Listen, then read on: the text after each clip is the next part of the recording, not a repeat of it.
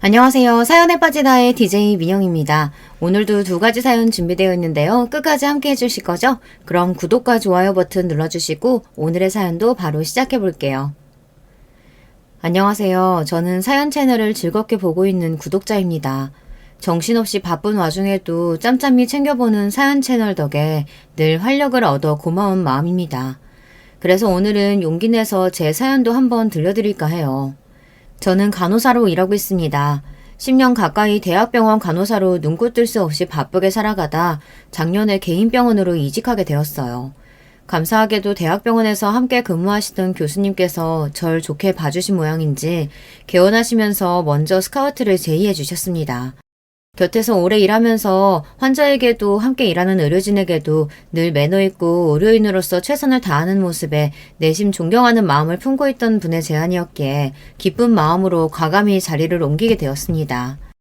예비 신랑을 처음 만나게 된 것도 바로 이 병원에서였어요. 저희 병원에 환자로 처음 내원한 신랑은 첫인상부터 순하고 상냥한 사람이었어요. 당시 저는 그간 워낙 간호사로서 바쁘게 살아오기도 했고 딱히 결혼에 대한 생각이 있는 것도 아니었기 때문에 그냥 인상이 참 좋은 분이시구나 정도의 감상이었습니다. 그래서 신랑이 처음 제게 호감을 표시했을 때에도 사실 만나볼 생각은 크게 들지 않았어요. 대학병원에서 오래 근무하면서 마주치게 되는 환자분이나 보호자들 중에서도 간호사에게 관심을 보이시는 분들이 꽤 계셨거든요. 그런 분들 중에는 의료인으로서 직업정신으로 발휘해 보인 친절을 호감으로 착각해서 부담스러울 정도로 다가오시는 분들도 있었고요. 그런 일로 몇 차례 곤욕을 치러보니 일을 하다 만나게 되는 사람의 이성적 관심에는 자연스레 방어적으로 행동하게 되었습니다. 심드렁한 제 대응에도 신랑의 반응은 산뜻했습니다. 제게 호감 표시는 하면서도 결코 선을 넘지 않았어요. 자신의 일방적인 마음이 혹여 제게 부담이 되진 않을지 늘 신경을 기울이고 배려하는 게 느껴졌습니다. 저를 좋아한 사람은 많았어도 제 의사를 이렇게 존중하는 사람은 흔치 않았기에 저 또한 신랑에게 호감을 가지게 되었어요. 1년 가까운 연애 기간 동안 한결같이 자상하고 배려심 넘치는 모습에 결혼을 결심하게 되었습니다. 구체적으로 결혼 이야기가 나오게 된 것은 연애하고 1년 남짓 지났을 때였지만 사실 신랑의 가족들과는 이전부터 안면이 있었습니다. 제가 근무하는 병원이 신랑의 본가 동네에 있어 신랑 부모님들께서도 내원하신 적이 있거든요. 처음 오셨을 때는 신랑에게도 따로 언질도 안 하고 오셔서 저도 그분들이 신랑의 부모님인 줄은 까맣게 몰랐습니다. 아마 신랑에게 만나는 사람이 있다는 걸 아시고는 궁금한 마음에 저를 보러 오셨나 봐요. 그날 저녁에 신랑을 불러놓고 아가씨가 인상이 너무 좋고 너무 싹싹하더라. 저를 칭찬하시고 마음에 들어 하셨다고 하더라고요. 뒤늦게 사실을 안 신랑이 깜짝 놀라 제게 이실직고를 하며 그제야 저도 얼렁뚱땅 신랑 부모님들과의 첫 대면을 하게 되었다는 사실을 알게 되었어요. 그렇게 자연스레 안면을 트게 되고 식사 자리에도 여러 번 초대받게 되며 신랑의 가족들과도 가까워지게 되었습니다. 신랑은 형제가 많아요. 손 위로 형님이 한 분, 누님이 두 분 계십니다. 요즘 저렇게 형제가 많은 집은 흔치 않아 처음엔 좀 당황스러웠어요. 결혼할 사람에게 손윗 형제가 셋이나 있다고 하면 누구나 이런 반응을 보이지 않을까요? 먼저 결혼한 간호사 선배들의 이런저런 결혼 이야기 중에서도 시댁 형제 자매와의 갈등에 대한 부정적인 이야기도 제법 들어온 터라 걱정스러운 마음이 드는 것도 사실이었습니다. 게다가 저는 외동에 부모님이 맞벌이셔서 거의 혼자 자랐다고 해도 과언이 아니거든요.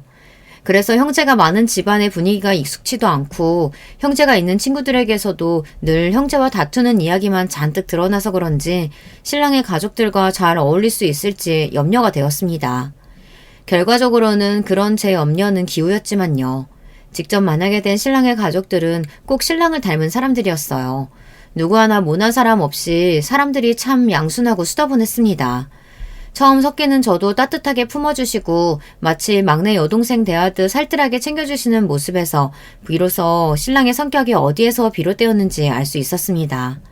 그래서 구체적으로 상견례 이야기가 나오게 되었을 때도 사실 크게 걱정하지 않았어요. 부모님이나 형님, 누님분들 모두 잘 배웠고 사실상 저희 부모님을 소개해드리는 정도의 자리라 해도 과언이 아니었거든요.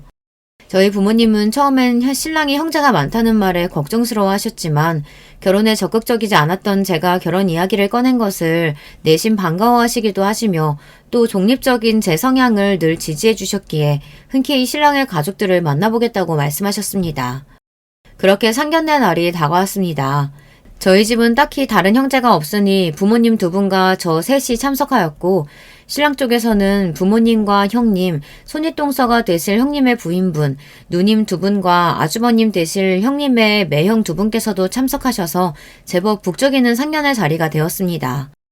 누님의 남편분들도 이전에 우리 처남 여자친구분 맛있는 거 사드려야 한다며 한사코 고집을 피우셔서 몇 차례 식사를 함께 한 적이 있었거든요. 그래서 그 자리에서 제가 처음 뵌 분은 예비 동서분이었어요. 형님께 듣기로는 몇 년 전에 피부과 개원을 해서 항상 정신없이 바쁘다며 이번에도 인사를 못 시켜 미안하다며 머쓱해 하셨던 게 떠올랐습니다. 상견례 분위기는 꽤 좋았어요. 갑작스레 대가족에게 시집가겠다는 딸 때문에 걱정스러워 하시던 부모님께서도 신랑의 가족들과 대화를 나눠보고 차츰 안심하시는 게 느껴졌습니다. 같은 부모의 입장으로 형제 많은 집에 귀한 딸을 보내려는 저희 부모님의 염려를 이해하고 감사를 표하시는 신랑 부모님의 모습에 역시 결혼을 결정한 건 잘한 일이라는 생각이 불쑥 솟아 살짝 어깨가 으쓱하기도 했습니다. 기분 좋게 풀어진 분위기에 가볍게 반주까지 한 잔씩 오가면서 상견례 자리는 양가에 모두 만족스럽게 마무리되었어요. 이 자리에서 처음 뵙게 된 예비 동서는 별말 없이 조용히 식사만 해서 이야기를 나눌 기회는 없었지만요. 그분 입장에서 저나 제 부모님들도 처음 보는 사람들인데 대면대면한 게 당연한 일이겠거니 대수롭지 않게 생각하고 넘어갔습니다. 앞으로 평생 보게 될 사람인데 이야기 나눌 기회야 충분하지 않겠나 싶기도 했고요. 형님을 통해 예비 동서에게 넷이서 식사라도 한번 하자는 연락을 받게 된 건 상견례 바로 다음 날이었습니다. 그동안 숱하게 있었던 신랑 가족과의 모임에서 한 번도 모습을 보이지 않다가 갑작스레 연락을 받게 되어 조금은 의아하기도 했지만 이제 상견례도 했겠다. 직접 얼굴을 마주하기도 했으니 새롭게 식구가 될 제가 궁금하기도 했겠다 싶었어요. 그동안 가족들과 막내가 있었다고 해도 결혼 이야기가 오갈 때도 아니고 그저 여자친구니까 크게 신경이 쓰이지 않았다 하더라도 이제는 손 아랫동서가 될 사람이니 이런저런 이야기도 나누고 싶으실 테고 저도 예비 동서와 잘 지내고 싶은 마음이 컸기 때문에 곧장 약속을 잡았습니다. 약속 장소는 형님 댁이었습니다. 그간 자주 얼굴을 보기는 했지만 형님 댁으로 방문한 건 이번이 처음이어 조금 긴장했어요. 상견례 이후라서 그런지 이제 진짜 가족이 될 사이라 생각하니 솔직히 더 잘 보이고 싶은 마음도 컸습니다. 그래서 신랑과 상의해서 첫 방문 선물도 고심해서 골랐습니다. 휴지나 세제는 너무 성의 없어 보이고 그렇다고 받는 사람이 너무 부담스러울 만한 선물도 피하려고 하니 선물 고르는 것 하나도 쉽지가 않더군요. 그러다 신랑이 형수님께서 향수를 자주 뿌리시는 것 같다는 말에 향을 좋아하시나 싶어 고민 끝에 명품 브랜드의 디퓨저를 선물로 낙점했습니다. 마음에 들어 하시면 좋겠다고 생각하며 들어선 형님 댁은 제법 평수도 넓고 깔끔하게 잘 관리된 아파트였습니다. 반갑게 맞이해 주시는 형님 뒤에 한 걸음 물러서 있는 예비 동서에게 인사를 건넸습니다. 초대해 주셔서 감사합니다. 집이 너무 예뻐요. 아, 예. 제가 바빠서 일하시는 분이 잘 관리해주고 계세요. 민준 씨가 형수님께 늘 좋은 향기가 난다고 하길래 준비해봤어요. 향이 집이랑 어울릴지 모르겠네요. 아, 감사합니다. 순간 예비 동서의 입꼬리가 어색하게 올라가는 것 같았지만 어서 들어오라고 재촉하는 형님께 정신이 빼앗겨 넘어갔습니다. 저희가 온다고 이것저것 준비하신 모양인지 벌써 집안에서 맛있는 냄새가 났습니다. 시장할 테니 우선 식사부터 하자며 형님이 이끄시는 대로 식탁으로 향하니 상이 삐져나오도록 음식이 한가득 차려져 있었어요. 항상 바빠서 얼굴 보기도 힘든 분인데 예비 동생 부부 대접한다고 고생하셨을 생각을 하니 조금 안쓰럽기도 하고 감사하기도 했습니다. 아우, 뭘 이렇게나 많이 준비하셨어요. 음식하는 게 보통 일이 아닌데 너무 고생하셨겠어요. 아, 그거 남편이 한 거예요. 순간 분위기가 싸해졌습니다. 요리야 당연히 형님이 하실 수도 있는 거죠. 그런데 묘하게 너 때문에 내가 그런 수고스러운 일을 할 리가 없지 않느냐는 삐딱한 태도가 느껴졌습니다. 저만 그렇게 느낀 건 아니었던지 신랑과 형님의 얼굴에도 당혹감이 스쳤습니다. 아, 내가 요리가 취미라서 변변찮는 솜씨긴 하지만 그래도 우리 재수씨 집에 처음 초대하는 건데 힘 좀 줘봤어요. 이 사람이 병원 때문에 바빠서 요리를 많이 안 해봤거든. 그래서 내가 조금 나으니까 입맛에 맞았으면 좋겠네. 그래, 내가 너무 예민하게 받아들인 거겠지. 식구들끼리 얼굴도 다 봤겠다. 결혼도 결정됐는데 이제 와서 어깃장 놓을 것도 아닌 거고. 원래 그냥 말투가 저런가 보다. 하며 조금은 찝찝한 마음을 완전히 물리치지는 못하고 식탁에 앉았습니다. 약간 어색해진 분위기를 풀어보려고 형님과 신랑은 연신 제 앞에 반찬을 밀어주고 분위기를 바꾸려고 애썼습니다. 저번에 식사할 때 보니까 생선을 잘 먹길래 졸여봤어요. 오늘 아침에 직접 수산시장 가서 사온 거니까 먹을만 할 거예요. 많이 들어요. 아, 네, 감사합니다. 생선조림 너무 맛있어요. 아주버님 이렇게 요리 잘하시는 줄은 몰랐네요. 형님 너무 좋으시겠어요. 우리 형이 동생들 먹인다고 어릴 때부터 이것저것 맛있는 거 많이 만들어줬어. 못 만드는 게 없다니까. 맛있지? 이렇게 세 사람이 대화를 짜내가며 분위기를 풀어보려 애쓰는 내내 예비동서는 혼자 뚱하니 깨작깨작 젓가락질만 해댔습니다. 이쯤 되니 눈치를 안 채려고 해도 안 챌 수가 없었죠. 아, 나 뭔가 단단히 눈밖에 난 모양이로구나. 문제는 아무리 생각해도 도대체 뭐 때문에 눈밖에 난 건지 알 수가 없었다는 겁니다. 예비 동서를 본 건 일주일 전 상견례 날이 처음이었어요. 그 이후로 직접 연락을 한 적도 없거니와 나쁜 인상은커녕 아예 어떤 인상을 줄 만한 시간적인 여유도 없었으니까요. 그렇다고 제게 그렇게 살뜰하게 대해주시는 형님께서 예비 동서에게 저에 대한 무슨 나쁜 말을 전했을 것 같지도 않았어요. 여기까지 생각이 미치자 차라리 기분이 차분해졌습니다. 아무리 생각해도 제가 잘못한 것이 없다면 내가 괜히 꿀릴 것이 없잖아요. 사실 그동안 신랑의 가족분들이 모두 저를 반겨주시고 좋아해주시는 게 운이 좋았던 거지 내가 딱히 마음에 들지 않을 수도 있는 거지 싶었습니다. 그리고 그게 이제야 만나게 된 예비 동서일 뿐인 거죠. 그렇게 생각을 정리하는 동안 어찌어찌 식사가 마무리되었습니다. 식사하는 내내 뚱해 있던 예비 동서는 갑자기 집 구경을 시켜주겠다며 저를 불러냈습니다. 올 것이 왔구나 싶었죠. 평소 자잘한 부분까지 배려가 몸에 배인 사람답게 예민하게 이상 기류를 눈치챈 신랑이 슬쩍 끼어들었지만 말없이 신랑의 손을 꽉 잡아 말렸습니다. 어차피 한 번은 맞닥뜨려야 할 상황이니 차라리 내가 마음에 들지 않는 이유라도 시원하게 들어야 직성이 풀릴 것 같았거든요. 집이 너무 예쁘고 깔끔해요. 병원 일도 많이 바쁘시다고 들었는데 집까지 이렇게 예쁘게 관리하시는 거 정말 대단하세요. 관리해주는 사람 따로 있다니까. 병원 때문에 바쁜데 여기까지 신경 쓸 시간이 어디 있겠어요. 둘만 남게 되자 더 노골적으로 느껴지는 저기의 은근한 반말. 이제 의심의 여지가 없어졌습니다. 아, 이 사람 나를 싫어한다는 걸 감출 생각조차 없는 거구나. 그렇다면 굳이 이 사람에게 잘 보이기 위해 괜한 에너지를 소비할 생각이 없었습니다. 지금까지 일해오면서 정말 별의별 사람들을 다 겪었고 모든 사람들이 나를 좋아할 수 없다는 건 너무 절절하게 경험해 왔습니다. 또 그런 사람들에게 일일이 상처받지 않을 만큼은 단단해져 있었고요. 그렇다면 예의는 지키되 비굴해지지는 말자. 먼저 선을 넘지는 않지만 할 말은 하자. 그렇게 마음먹었습니다. 집은 도련님이 하기로 한 거예요? 요새 남자가 혼자 집 해오는 경우 없는 거 알죠? 여태 직장 다녔으니까 그래도 좀 모으긴 했을 텐데. 그래도 이만한 집 할 정도는 안 되지 않나? 집은 욕심 안 버리고 저희 형편에 맞춰서 함께 준비하기로 했어요. 그 사람 지금까지 성실하게 직장 생활했고 말씀하신 대로 저도 지금까지 쉰 적 없이 꾸준히 일해서 어디 손 벌리지 않고 저희 둘이서 충분히 해나갈 수 있습니다.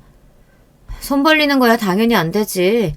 어른들도 본인들 노후 대비해야 되는데 보탬이 되면 모를까. 굳이 직접 집 구경을 시켜주겠다며 저만 따로 불러낸 이유를 알 것 같았습니다.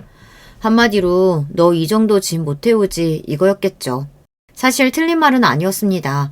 요새 집값이야 굳이 제가 말을 얹지 않아도 내 집 마련이 쉽지 않다는 건 다들 아실 테니까요.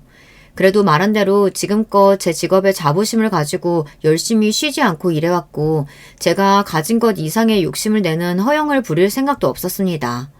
신랑과 지금처럼 성실하게 살아가면 형님 댁만큼 넓은 평수는 아니어도 가정을 꾸리기에는 부족하지 않을 정도의 집은 저희끼리 충분히 마련할 수 있었어요. 그리고 저는 지금도 그것에 한치의 부끄러움도 없습니다. 동네 병원에서 간호사 한다면서요? 안 봐도 뻔히 박봉일 텐데 어떻게 도련님 같은 사람을 다 만났네요?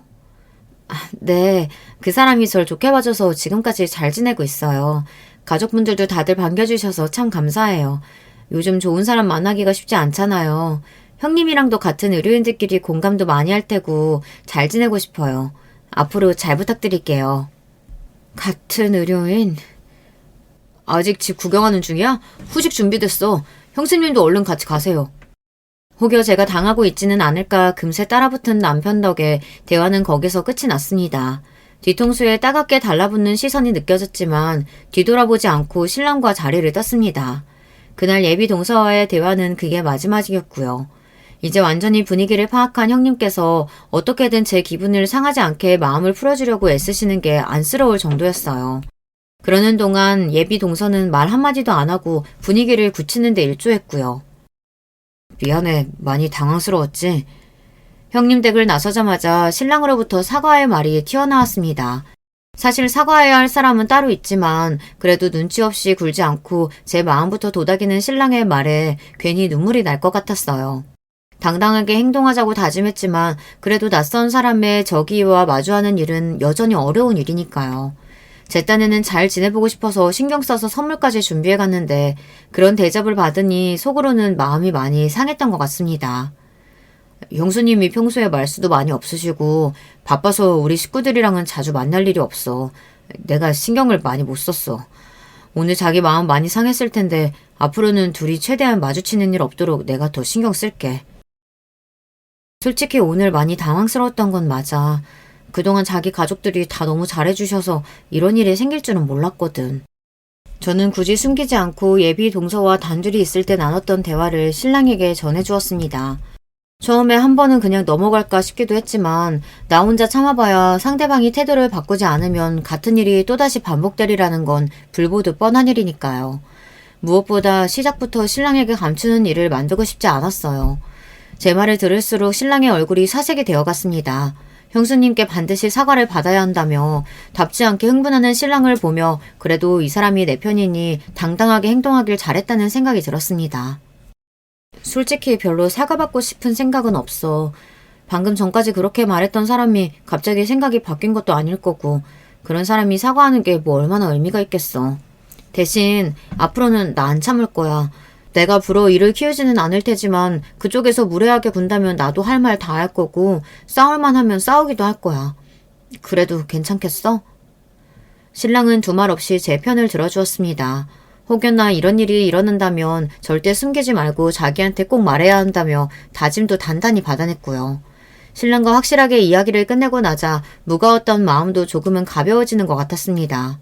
앞으로 어떻게 대처해야 할지도 어느 정도 정리가 되는 기분이었어요. 예비 동서로부터 연락을 받은 건 다음날 근무 시간 중이었어요.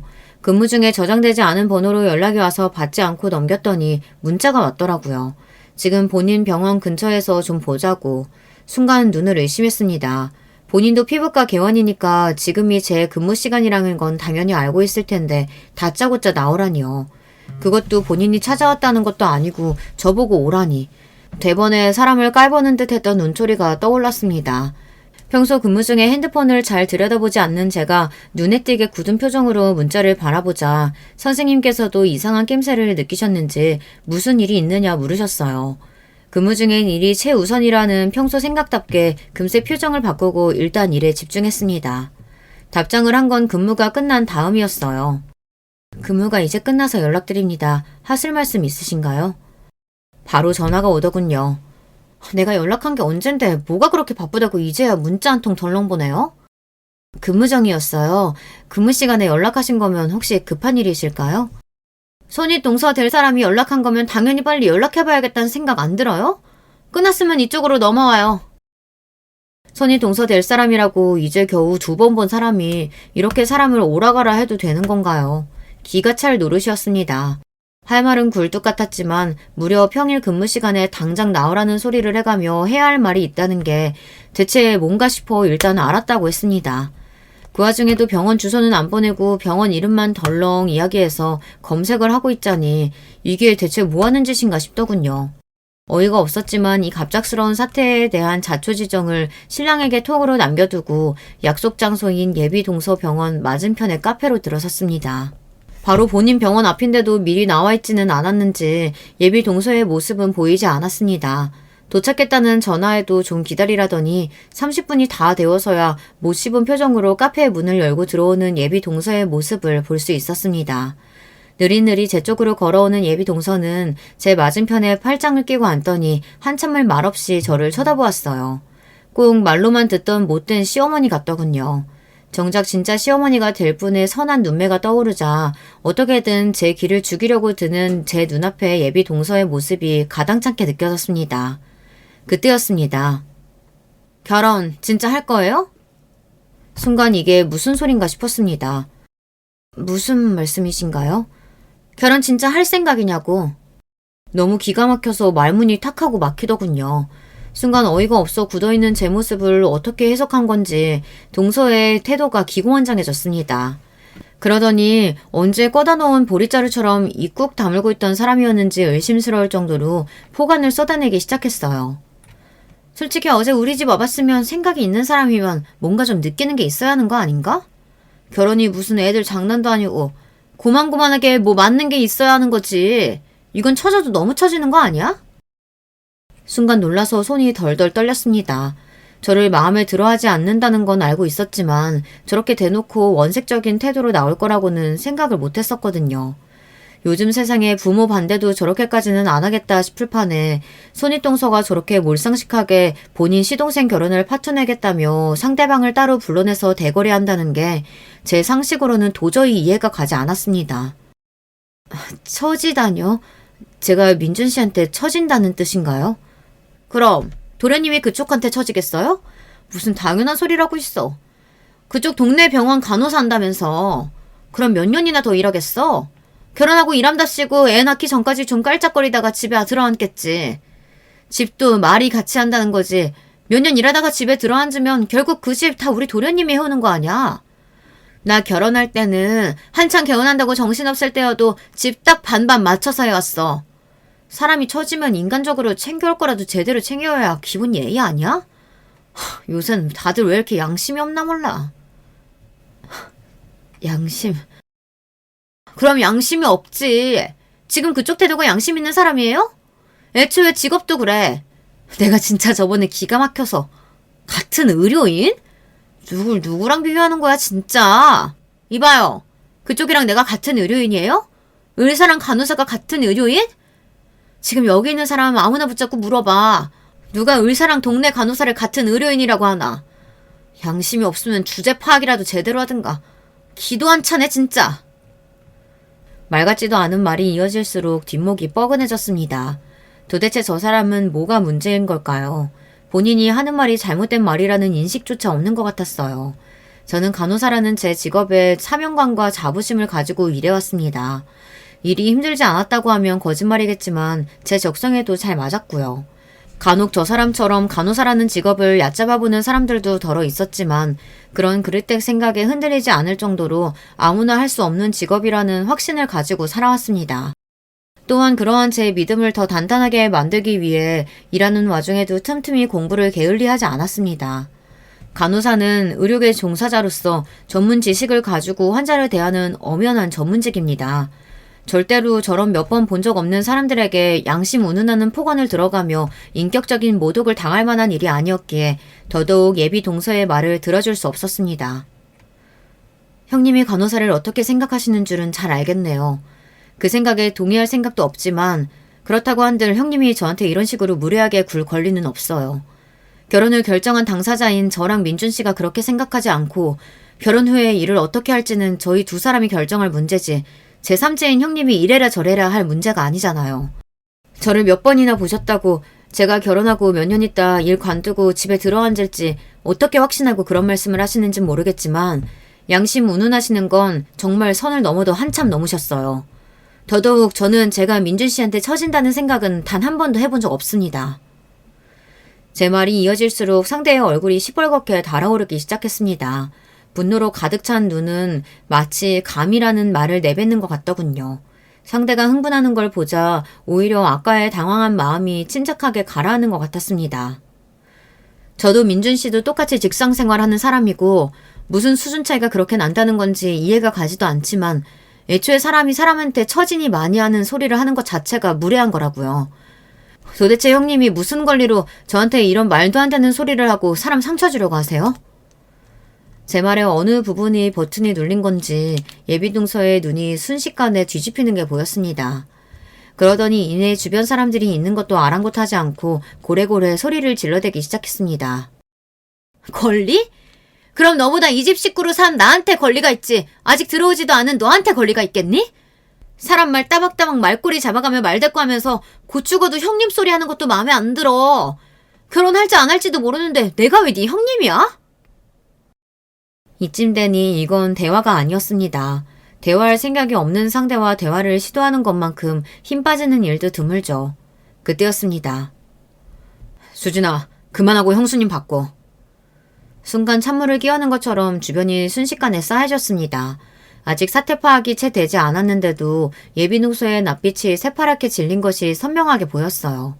저도 더는 대화를 이어갈 생각이 없었기에 그저 한숨만 쉬고 엎어놓았던 휴대폰을 예비 동서에게 내밀었습니다.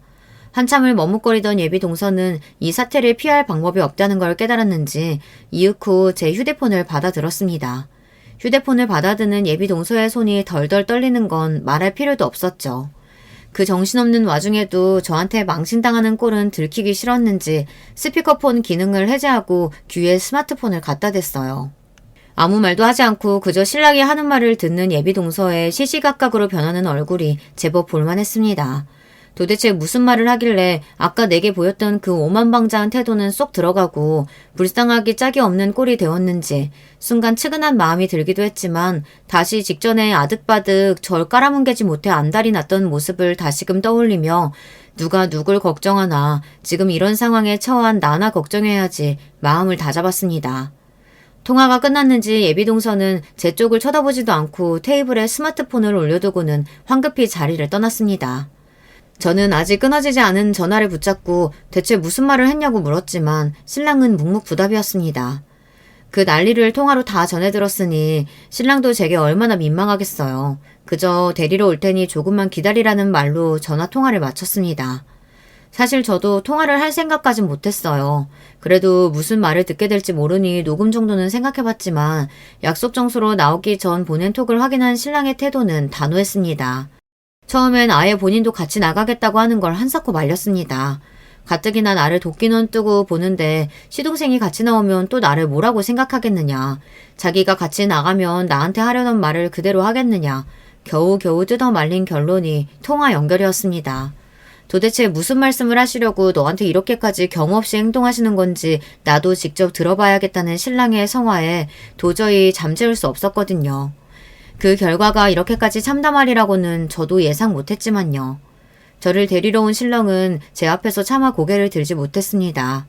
한참을 말을 잇지 못하던 그는 미안하다는 말만 되풀이하더군요. 본인 잘못도 아닌데 생각지도 못한 예비 동서 때문에 본인도 당혹스러울 그가 몸둘 바를 몰라 하자 보는 저는 속이 상했습니다. 앞으로 형수님 연락은 일절 받지 마. 그럴 일도 없겠지만 혹여나 연락해야 할 일 생기더라도 내가 다 알아서 할게.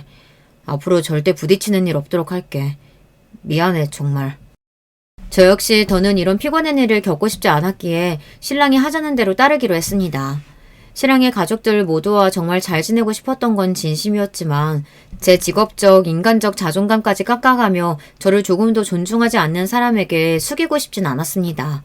게다가 제가 그럴 의지가 있다고 하더라도 상대방의 타도가 변하지 않는 이상 계속해서 이런 상황이 반복될 것이니까요.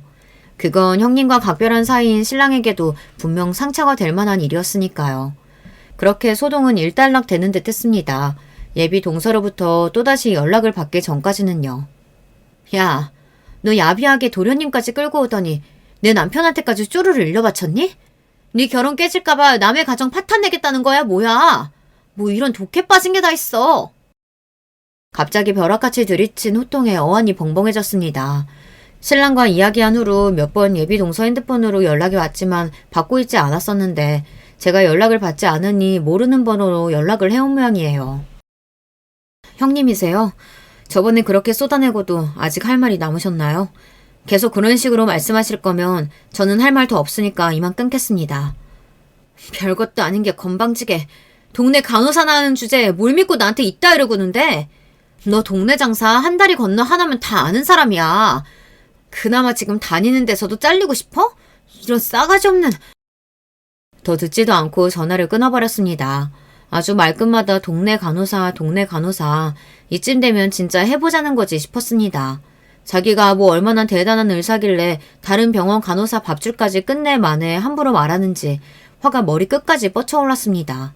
제 나름대로는 10년 넘게 성실하게 경력을 쌓으며 믿을 만한 의사 선생님께 인정받아 옮겨온 자리였거든요. 그런 제 노력을 제대로 알지도 못하는 사람이 폄하하는 게 마치 제 인생 자체를 부정당하는 기분이었어요. 동네 간호사가 뭐 어때서요? 당장 본인도 동네 간호사 도움받으면서 병원 꾸리고 있을 텐데 이런 식의 몰상식한 태도는 도저히 용납할 수가 없었습니다. 여러분이라면 가만히 참고 계실 수 있으신가요? 네, 저는 더는 참지 않기로 했습니다. 예비동서의 어처구니 없는 발언에도 단 한 가지 맞는 점이 있다면 동네 장사 한 다리 건너 하나면 다 아는 사람이라는 겁니다.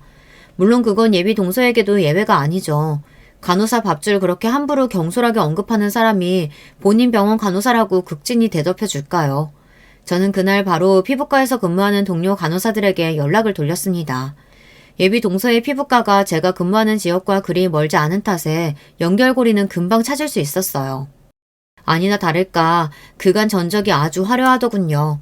전공의 과정을 끝내자마자 전문의 과정을 거치지 않고 페이닥터로 다른 개원회 밑에서 여러 번 자리를 옮겨가며 일하다 3년 전에 자신의 병원을 개원했다고 하더라고요. 페이닥터로 일할 때도 자주 자리를 비우고 간호사에게 시술을 떠넘겨서 곤란에 처한 간호사도 한둘이 아니었습니다. 사실 그리 놀랍지 않았습니다. 자각이 있는 의료인이라면 업무적으로 부딪힐 일이 있을지언정 같은 의료계 종사자를 그렇게 낮잡아 보고 폄하할 수는 없으니까요. 병원의 상호 자체도 문제였습니다. 전문의가 아니니 피부과 의원이라는 상호를 사용할 수 없음에도 명의만 의원으로 등록하고 간판에는 떡하니 피부과 의원으로 기재를 해두었더라고요. 환자들로 하여금 전문의가 직접 진료한다는 착각을 유도하는 흔한 편법이었습니다. 그 다음은 쉬웠어요.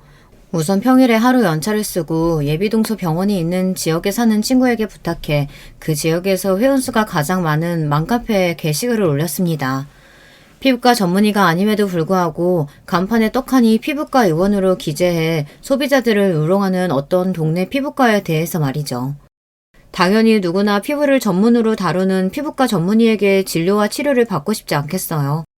다만 일반 소비자 입장에서는 그 차이를 직접 확인하기 쉽지 않으니 모르고 병원에 가는 경우가 대부분입니다. 그러나 모르면 몰랐을까 전문의도 아닌데 마치 전문의인 척 교묘하게 환자들을 속여 병원을 운영했다는 사실을 알게 된다면 어느 누구도 그 병원을 다시 찾으려고 할까요? 글을 올린 뒤 저는 곧장 예비 동서의 병원으로 향했습니다. 그렇게 오라가라 성화를 해댔는데 한번 못 가줄 것도 없었어요. 병원 입구를 박차고 들어가자 평일 오후 시간대였음에도 제법 환자들이 많았습니다. 저는 진료실 쪽은 쳐다보지도 않고 바로 시술실로 향했습니다. 역시 예상하던 풍경이 그대로 펼쳐져 있더군요. 그 다음엔 망설이지 않고 곧장 원장실 문을 열었습니다. 벌컥 문을 열어젖히자 진료 중간 잠시 뜨는 시간이었는지 혼자 앉아있던 예비동서가 놀라서 눈을 동그랗게 뜨고 저를 쳐다보았어요. 잠시 상황을 파악하다 이내 경악하는 표정이 되어 입을 열려는 예비동서보다 제가 먼저 선수를 쳤습니다. 이 병원에서는 의사가 직접 시술 안 하나 보죠? 쩌렁쩌렁한 제 목소리에 일순간 병원 안의 모든 시선이 제게로 꽂혔습니다. 순간 멈칫한 예비동서가 눈에 띄게 당황한 낯빛으로 제 말을 끊으려 했지만 아랑곳하지 않고 제 할 말을 이어갔어요. 이 병원의 의사라곤 원장님 한 분뿐인데 시술실에선 다른 분이 시술하고 계시네요? 갑작스러운 저의 등장으로 조용했던 병원 안이 웅성웅성 소란스러워지기 시작했습니다. 네, 의료 종사자가 아닌 사람들은 착각하기 쉽지만 주사를 비롯한 모든 피부과 시술은 법적으로 의사가 하게 되어 있습니다. 흔히 환자들의 입장에서는 병원 내에 근무하는 사람이니 그중 누군가가 시술을 해도 그러려니 하지만 시술은 엄연히 의사의 몫입니다. 제가 직전에 확인한 시술실에서는 간호사가 주사를 시술하고 있었습니다. 이전에 페이닥터로 일했던 곳에서도 대리 시술로 여러 간호사들에게 곤욕을 치르게 한 바가 있는 사람이니 본인이 원장인 병원에서는 얼마나 제멋대로 행동했을지 자명한 일이었습니다. 다급히 제 입을 막으려 드는 예비동서를 뒤로하고 저는 쐐기를 박았습니다. 근데 대리 시술은 불법이잖아요. 여기 원장님도 피부과 전문이 아니라던데. 웅성거리던 소리는 이내 큰 소리로 바뀌었습니다. 대리 시술이 불법이라는 걸 몰랐던 환자더라도 면전에서 불법 시술이 자행되고 있다는 말을 들었는데 아무렇지 않아 하는 게 더 이상한 거겠죠. 당장 가장 격한 반응을 보인 사람들은 실시간으로 시술을 받고 있던 환자들이었어요. 제 목소리가 시술실까지 흘러 들어갔던 모양입니다. 시술실을 박차고 나온 환자들은 잔뜩 흥분한 얼굴로 예비동서에게 무서운 기세로 따지기 시작했습니다. 이거 지금 불법 시술이에요? 나 여기 다닌 지 6개월 넘었는데 그럼 내나 불법 시술 받은 거예요, 나? 나 얼굴에 무슨 문제 생기면 당신이 책임질 거야? 여기 갖다 바친 돈이 얼만데 그럼 이때까지 시술도 직접 안 하고 내 돈 꽁으로 먹었다는 거야? 여기 피부과 의원이라길래 당연히 피부과 의사가 진료하는 줄 알았지. 그럼 피부과 의사도 아니면서 속이고 장사한 거야? 마침 사람이 많았던 만큼 소란은 걷잡을 수 없이 커졌습니다. 예비동서의 병원은 그동안 그 지역에서 제법 자리를 잡은 모양이었습니다. 처음 들어설 때 목적이 확실했던 만큼 보이지 않던 것들이 할 말을 하고 나자 보이기 시작했어요. 의사는 본인 하나뿐이었지만 간호사 수도 여럿 되었고 혼자서 개업한 병원치고는 제법 규모가 큰 편이었습니다. 이 정도 병원에 저 정도 환자 수면 수입이 적은 편도 아닐 텐데 그렇게 일이 하기 싫었으면 차라리 페이닥터라도 들여 합법 시술을 할 일이지라고 생각하며 속으로 혀를 쳤습니다. 그리고는 동병상련의 마음으로 이 당황스러운 상황 속에서 이리 뛰고 저리 뛰는 가엾은 간호사들을 바라보았어요. 아무리 원장의 지시사항을 거부할 수 없는 간호사의 입장이라 할지라도 불법 시술 장면을 환자들에게 적나라하게 노출당한 직후이니 그들도 마른 하늘에 날벼락을 맞은 꼴이었을 테니까요. 그 와중에도 성난 시술 환자들의 항의는 도무지 잦아들 줄 몰랐습니다. 불법 시술에 무슨 돈을 내? 환불해! 당장 환불해! 오늘 것만 말하는 게 아니라 그동안 냈던 것도 싹 다 돌려받아야 돼. 사람이 이렇게 많은데 겁도 없이 불법 시술을 하는데 이전이라고 안 했겠어? 저거 의사 가운 싹 벗겨버려야 돼. 환자들도 동네 사람들이다 보니 죄다 건너 아는 사이로 보였습니다. 아는 사람들끼리 서로 쿵짝이 맞아 쉴 틈 없이 몰아붙이니 거기서 제가 뭘 더 할 일도 없었습니다. 어리둥절하게 상황을 지켜보던 대기 환자들도 슬그머니 병원 밖으로 나서기 시작했습니다. 동네 장사에서 성난 동네 소비자만큼 무서운 것도 없죠. 이제 저들이 소문에 날개를 달아줄 겁니다. 갑작스럽게 맞닥뜨린 상황에 제대로 대꾸도 못하는 예비동서를 지그시 바라보고는 저는 병원 문을 나섰습니다. 상견례에서부터 오늘에 이르기까지 비록 짧은 시간이긴 했지만 제 나름대로 마음에 맞힌 게 많은 만큼 속이 시원하지 않을까 했는데 생각만큼 극적인 기분이 들지는 않았습니다. 제가 예비동서의 병원에 대한 게시글을 올리고 병원까지 찾아와 말 몇 마디 더 보태기는 했지만 이야기한 건 모두 사실 그대로일 뿐 그걸로 예비동서가 제게 진심 어린 사과의 말을 건네거나 반성한 일은 없다는 걸 잘 알고 있기 때문일지도 모릅니다. 단지 도대체 왜 그렇게까지 처음 보는 내게 적개심을 가지고 내 행복을 깨트리려고 안간힘을 썼을까 입맛이 있었습니다. 그렇게 생각에 잠겨있던 저는 누군가 팔을 획 채는 느낌에 정신을 번쩍 차렸습니다. 너 무슨 억하심정으로 여기까지 와서 내 병원에 깽판을 놔! 아직도 저 스스로를 피해자라고 생각하는 모양이었습니다. 아, 이 사람은 사태가 이 지경까지 와도 반성하지 않는구나. 저는 제 팔을 붙든 예비동서의 팔을 차갑게 뿌리치고는 비로소 하고 싶은 말을 이어갔습니다. 저 아주버님께 고자질한 적 없어요. 뭐? 아주버님한테 형님이 한 말 고자질한 적 없다고요. 예비동서에게 전화로 폭언을 들은 이후 신랑에게 들은 바로는 예비동서의 만행이 형님께 전해진 건 신랑으로부터였습니다. 저와 예비동서 간 연락을 차단하려면 다른 사람은 몰라도 형님에게는 상황을 전해야 했을 테니까요. 신랑은 그날 카페에 있었던 일을 처음부터 끝까지 통화 녹음을 해두었다고 하더라고요. 신랑 역시 그 일로 형님과의 사이가 틀어질까 염려가 되었지만 그럼에도 자신을 믿고 결혼을 진행하기로 결심한 저를 생각하고 형님에게 통화 녹음을 들려드렸다고 합니다. 거기까지는 생각을 못했던 저는 사실을 알고 당황했지만 신랑은 아무리 생각해도 그것보다 더 상황을 정확하게 전달할 방법이 없다고 생각했다고 말했습니다. 그러니까 아주버님께서 들으신 말 전부 형님에게서 나온 말이지 제 입에서 나온 말은 하나도 없어요. 애초에 저는 형님 가정이 어떻게 됐든 형님한테 관심 없어요. 그러니 원망을 하려거든 제가 아니라 스스로를 원망하세요. 예비동서는 순간 할 말을 잃은 모양이었습니다. 예비동서와 형님 사이를 이간질하는 사람이 저라고 한치의 의심도 하지 않은 것 같아 보였어요. 아랑곳하지 않고 저는 제 할 말을 담담히 계속했습니다. 동네 간호사를 하도 무시하셔서 그래도 의료인으로서 자긍심은 지키실까 했는데 그것도 아니었네요. 애초에 형님은 저를 무시할 수 있는 자격이 없는 사람이에요. 형님 같은 사람한테 비하당할 만큼 저 간호사로서 허투루 살지 않았어요. 제가 싫으셨으면 그냥 속으로 싫어하시는 것만 하지 그러셨어요. 어차피 서로 피하려고 하면 충분히 피할 수 있었을 텐데. 지금은 아니지만 처음에 형님이랑 정말 잘 지내고 싶었던 건 진심이에요. 이제부터 저는 형님은 없는 분이라고 생각할 테니 형님도 그렇게 알고 지내셨으면 좋겠네요. 제 할 말을 마친 저는 후련한 마음으로 돌아섰습니다. 결말이 좋지는 않았지만 그래도 나중에 마음에 맺힌 것 없도록 당사자에게 다 털어냈고 미련이 남을 것 같지도 않았습니다.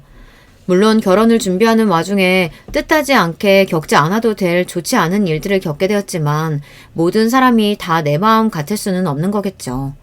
그 이후로 제가 맘카피에 올려뒀던 게시글을 따로 지우거나 하지는 않았습니다. 이미 소문이야 퍼질 대로 퍼졌고 평판이 전부라고 해도 과언이 아닌 동네 장사에서 기만은 결코 용서받을 수 없는 잘못이었어요. 불법 대리 시술에 대한 신고도 이미 여러 차례 들어간 것으로 알고 있습니다. 같은 의료인으로서 불법 시술은 변명의 여지 없는 잘못이므로 그 부분에 대해서는 안타까운 마음조차 들지 않았습니다. 나중에 건너듣기로는 간판에 쓰여있던 피부과 의원 명칭은 소리 소문 없이 내려갔다고 하더군요. 형님에게는 그 이후로 따로 연락을 받았습니다. 신랑과 함께 간만에 뵌 형님은 그간 마음고생이 심하셨는지 많이 수척해 보이셨어요. 그날의 토가 녹음을 직접 들으셨으니 형님께서도 충격이 크셨겠죠. 의도한 일은 아니었지만 신랑과 형님 모두에게 상처를 남긴 것 같아 제 마음도 편치만은 않았습니다. 여러모로 송구한 마음에 어두워진 제 얼굴에 오히려 형님이 더 몸둘 바를 몰라 하셨습니다. 형님은 제 얼굴을 보기 민망해 하시면서도 사과와 함께 사정을 설명해 주셨어요. 그 사람이 유복하게 자라기는 했어도 형제도 없고 부모님께서도 살가운 분들이 아니시라 모난 부분이 좀 있어요. 나랑 결혼할 때에도 내가 그 사람보다 조건이 처지니 망설였는데 그런 거 필요 없으니 완전히 제 사람이 되어달라고 해서 결혼했거든. 내 입장에서는 늘 혼자 아등바등 하는 것 같아서 안쓰럽기도 하고 내가 형제들이랑도 가깝고 부모님이랑도 각별하니 그것도 제 사람 뺏기는 기분이 들었나 봐. 내 나름대로 우리 식구들이랑 잘 지내게 되면 좀 나아지려나 했는데 애를 써봤는데도 영 섞이질 못하더라고. 그래서 우리 가족들하고 잘 지내는 재수씨가 더 질투가 났나 봐. 그렇다고 해도 절대 해서는 안 될 행동을 했지. 재수씨한테는 정말 입이 10개라도 할 말이 없어요. 정말 미안합니다. 앞으로 재수씨랑 우리 민준이 불편할 일 절대 없을 거야. 세상에 사정 없는 사람이 누가 있을까요? 형님 말씀을 들으니 예비동서에게 조금은 안타까운 마음이 들기도 했습니다. 그러나 역시 형님 말씀처럼 그렇다고 해서 그런 행동을 하는 게 용납될 수는 없겠죠. 무엇보다 그 이후로 예비동서에게 따로 사과의 말을 듣거나 하는 일은 없었습니다. 충분히 예상한 일이었기에 별 다른 생각은 들지 않았어요.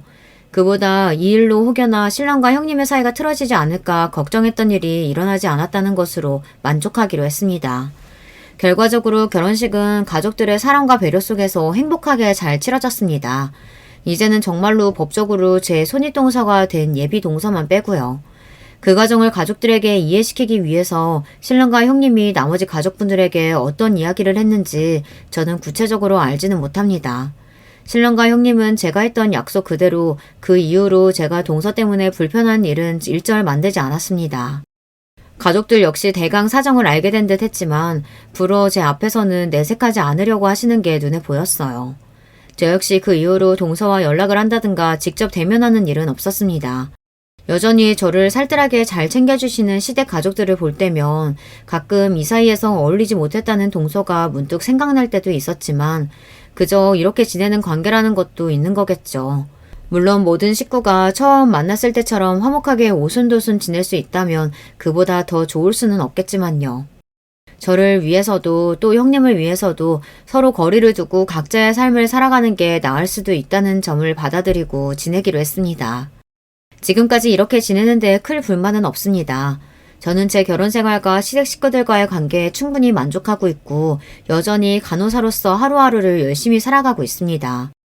사람들과의 원만한 관계는 인생에 있어 정말 중요한 부분이에요. 하지만 그보다 더 중요한 것이 자존감을 잃지 않고 나 스스로를 중심에 두는 삶이 아닐까 하는 생각이 듭니다. 여러분들도 그 누구보다도 나를 소중히 여기는 오늘을 살아가셨으면 좋겠습니다. 긴 이야기 들어주셔서 감사합니다. 오늘도 행복하시길 바랄게요. 여러분, 두 번째 사연 시작하기 전에 좋아요, 구독 꼭 눌러주실 거죠? 그럼 두 번째 사연 바로 시작합니다. 안녕하세요. 우연히 접하게 된 이후로 완전히 열혈 팬이 되어버린 사빠 채널에 저의 이야기 한 편을 용기 내서 보내봅니다. 저는 남편하고 제가 아르바이트를 하고 있던 곳에서 만났어요. 그때 제 나이가 20대 중후반일 때였는데요. 저는 커피와 빵을 함께 파는 카페에서 마감 업무를 하고 있었고 남편은 그 근처에서 직장 생활을 하고 있었죠. 제가 그 나이에 아르바이트만 했던 건 아니고요. 사실 직장 일이 끝나고 나서 그러니까 퇴근 후에 추가로 일을 하고 있었던 거예요. 투잡이었는데 제 형편을 익히 아시는 직장 상사분께서 경업을 눈감아 주신 덕분에 가능했습니다. 조금 부끄럽고 민망하지만 분명한 사실인 건 제 친정 집안이 무척 불우하고 가난하다는 점이었네요.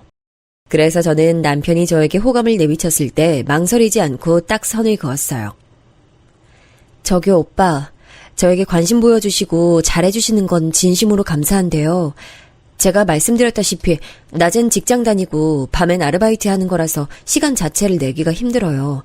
누굴 사귀고 이러는 거 자체가 저한텐 사치거든요. 가정사를 물어보는 건 너무 섣부른 것 같아서 그러지 않고 있었는데 혹시 너 혼자 집안의 생계를 책임져야 하는 상황인 거야? 형제자매는 없어? 너 아직 나이가 어린데 그럼 부모님도 연세가 그렇게까지 많으시진 않을 거 아니야. 네가 이렇게 하루 종일 일에 매달려서 산다는 게 너무 대단하기도 하고 짠하기도 해서 한번 물어보는 거야. 대답 안 하면 궁금해서 또 물어보실 것 같으니까 제가 솔직하게 답변할게요. 네, 제가 집안 생계를 책임지고 있는 거 맞고요. 참고로 저희 집엔 빚까지 있어요. 허투루 산 적 한 번도 없는데 병원비며 각종 생활비 때문에 빚을 안 질 수가 없었네요. 이제 궁금한 거 없으시죠? 저 가볼게요. 남편이 저에게 자기 마음을 표현했던 어느 날이었는데 저는 그 앞에서 그런 속사정이나 속사포처럼 줄줄 읊어버리고 돌아섰습니다. 홧김에 내질러버리긴 했는데 속으로 얼마나 창피하고 비참했나 몰라요. 왜 그런 이야기들을 다 해버리고 말았을까 싶어 정말 많이 후회했습니다. 저는 남편이 다시는 저를 찾아오지 않을 줄 알았는데 이튿날 또 제가 알바하는 곳으로 얼굴을 비쳤어요. 잠깐 얘기를 나누고 싶다길래 저는 거절했지만 남편의 표정이 왠지 간절해 보여서 결국 승낙했습니다. 마주 앉아서 대화를 나눴을 때 저는 그 자리에서 눈물을 보이고 말았어요.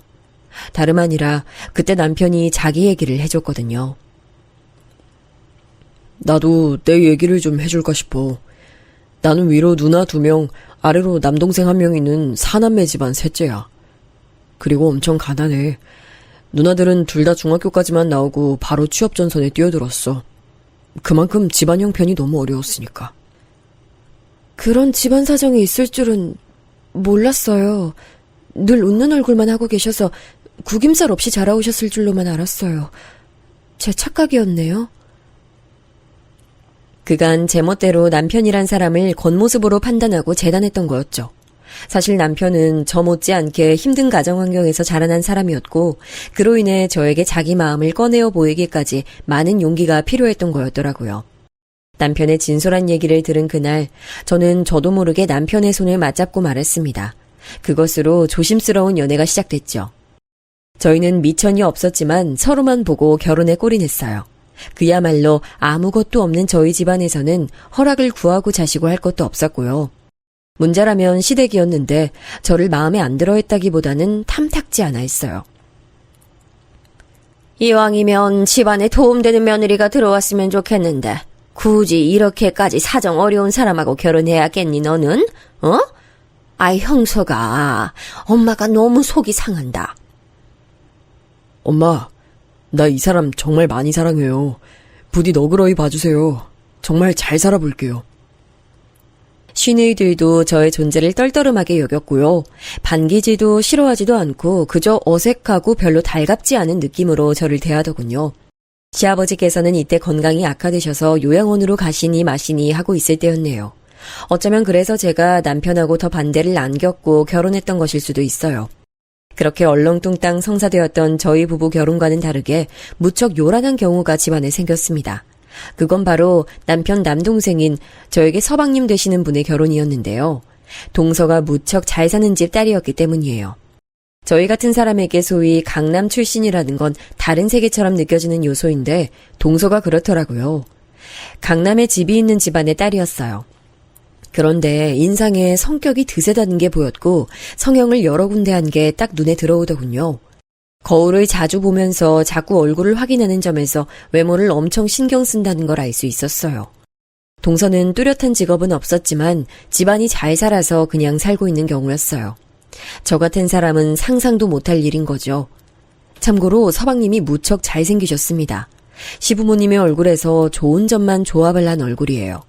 동서가 서방님 외모에 반해서 먼저 교제를 청했다고 하더군요. 나는 못생기게 태어나는 바람에 고생 좀 했으니까 꼭 잘생긴 사람하고 결혼해서 자식 외모는 잘나게 낳는 게 내 목표였어. 어차피 돈은 우리 부모님이 가지고 있으니까 난 너무 능력 좋아서 잘난 척하는 남자보단 너처럼 얼굴은 잘났지만 능력은 부족해서 겸손한 남자가 좋더라. 그래? 칭찬해줘서 고마워. 나하고 만나주고 결혼해주는 것도 고맙고 내가 앞으로 더 잘할게. 시댁에 들어가려다가 우연히 건물 앞에서 서방님과 동서가 나누는 대화를 들었는데 내용이 좀 당황스러웠네요. 하지만 저와는 상관없는 일이라 여겼고 그대로 잊고 살았어요. 딱 봐도 동서는 기가 셌고 시어머니조차 눈치를 보시는데 제가 감히 활개를 칠 수 없으니 최대한 조용히 지냈네요. 접점을 안 만들려고 애를 쓴 거죠. 저와 동서의 유일한 공통점이라면 딸을 낳은 것 정도가 있겠네요. 제가 훨씬 먼저 낳았지만요. 서방님은 대릴사위 수준이었고 저희 부부는 입에 풀칠하며 살기 바빴으니 각자가 각자의 영역에서 그렇게 살았어요.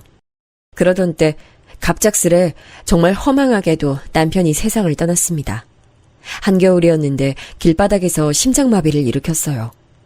어떻게 연락을 받았는지, 병원에 어떻게 갔고 장례를 어떻게 마쳤는지 놀랍게도 저는 거의 기억이 나질 않습니다. 극한의 충격과 스트레스로 뇌가 일정 기억을 지워버린 모양이에요. 남편의 영정사진을 멍하게 바라보던 저의 멱살을 시어머니께서 잡아 흔드셨던 건 선명히 기억이 나네요. 네가 내 아들 잡아먹었지. 애초에 너 같은 모자란 거 드리는 게 아니었어. 응? 너도 너를 속 닮은 네 딸도 전부 보기 싫어. 내 아들 잡아먹은 이 나쁜 것들. 제정신이 아닌 상태에서 막말하신 거였지만 제 가슴엔 비수로 박혔죠. 그 후로 정말 제겐 힘든 일이 투성이었어요. 단지 힘든 일이라고 표현하기에는 너무나도 고통스러운 과정이었죠. 저희 친정 아빠가 도박에 빠지셔서 빚만 1억 4천만 원을 졌습니다. 지독한 가난의 굴레가 끝내는 친정 아빠의 목을 조른 모양이었어요. 강력한 유혹을 못 견디신 거였죠. 엄마는 너무 충격이 크셨는지 뇌졸중으로 쓰러지셔서 수술을 받으셨고요. 그 모든 과정, 거기에 드는 비용, 남겨진 빚, 이런 것들이 제 숨통을 조이는 족쇄가 됐습니다. 어린 딸아이 하나 건사하기도 벅찬 저에겐 마치 지옥과도 같은 상황의 연속이었어요. 그러다 보니 어느새 딸아이 생일이 온 것도 모르고 제가 일을 하고 있었더라고요. 간신히 알아차렸어요. 달력에 딸아이가 자기 생일이라고 표시한 걸 제가 본 거죠. 당장 선물 사줄 돈이 없는데 정말 참담했습니다. 그날 공장에서 일을 하는 내내 정말 한숨만 나왔어요. 퇴근길엔 뭐라도 사가야 할 텐데 싶었죠.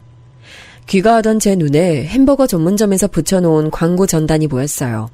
그 햄버거를 구매하면 귀여운 캐릭터가 달린 작은 열쇠고리를 함께 주는 행사를 하고 있다는 그 광고 전단을 저는 어느새 뚫어지게 쳐다보고 있었죠. 수중의 돈을 확인해본 저는 딱 이걸 구매할 수 있는 금액이 있다는 걸 알았어요. 홀린 듯이 매장에 들어가서 그걸 주문했네요. 포장용으로 나온 햄버거 꾸러미를 손에 드는데 저도 모르게 울컥하더군요. 남들은 이걸 아무렇지도 않게 신제품 나온 게 인기 많다고 하니까 한 번씩 구매해보는 것일 텐데 저는 이게 너무 대단하고 중요하게 여겨진다는 것 자체가 그 순간 저를 미치게 만들었어요. 그러면서도 집으로 향하는 속도를 늦출 순 없었네요. 조금이라도 햄버거에 온기가 남아있을 때 딸아이에게 맛보여주고 싶었거든요. 지선아, 짜잔! 엄마가 뭐 사왔게? 이거 봐라. 엄청 귀여운 열쇠고리 사왔다. 우리 딸 생일 축하해. 열쇠고리? 엄마, 근데 그거는 열쇠가 있어야 쓸모 있는 거 아니야? 나는 열쇠 없는데. 그거 말고 다른 걸로 주면 안 돼? 나 토끼 인형이랑 바비 인형이랑 2층짜리 인형의 집 갖고 싶어. 너 아직도 인형 타령이야? 엄마가 그런 건 어차피 금방 질리는 것들이라고 했잖아. 비싸기만 하고 금방 질려서 버리게 될 것들인데. 엄마가 안 사줬는데 질리는지 아닌지 어떻게 알아. 나는 태어나서 내가 갖고 싶은 인형 가져본 적도 없어. 혜진인 나보다 아직 애기인데 인형 엄청 많아. 맨날 손에 들고 있는 인형이 바뀌어. 혜진이네하고 우리 집하고는 상황이 다르니까 어쩔 수 없어. 인형이 그렇게 가지고 싶었어? 엄마가 미안해. 다음엔 꼭 우리 지선이가 원하는 인형으로 사다 줄게. 그보다 이거 식기 전에 얼른 먹어. 엄마가 맥도날드에서 최고 맛있는 햄버거 사왔어. 햄버거? 맥도날드? 맛있겠다.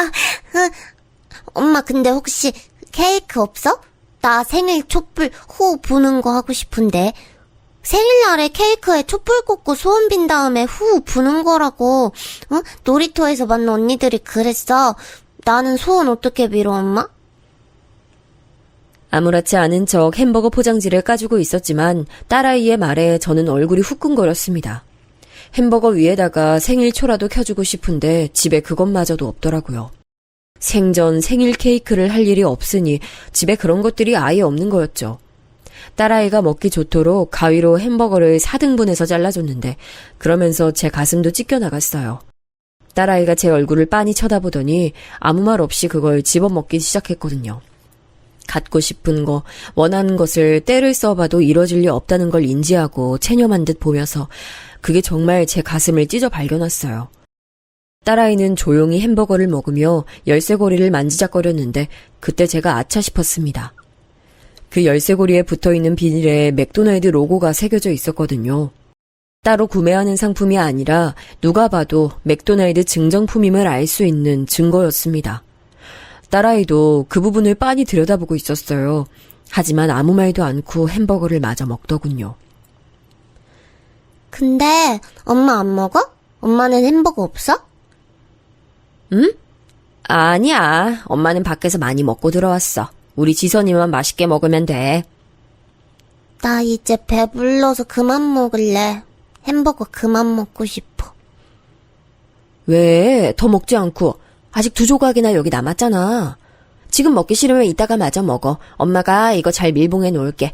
아무 때나 먹을 수 있는 햄버거도 아닌데 이런 기회에 잘 먹어야지. 딸아이가 남긴 햄버거를 챙기면서 무의식적으로 중얼거린 저는 이내 한숨을 내쉴 수밖에 없었네요.